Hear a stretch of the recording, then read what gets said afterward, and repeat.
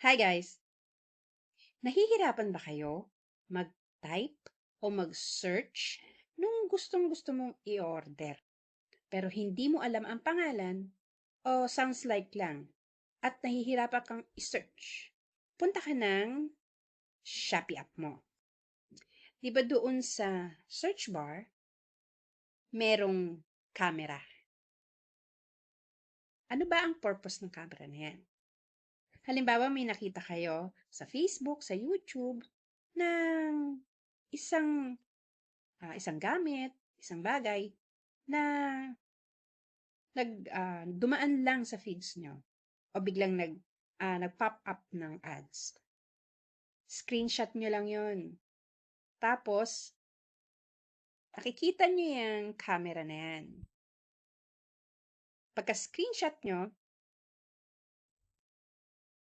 pindutin nyo yan.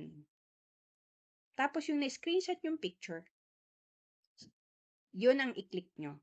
At automatic na siyang magsisearch.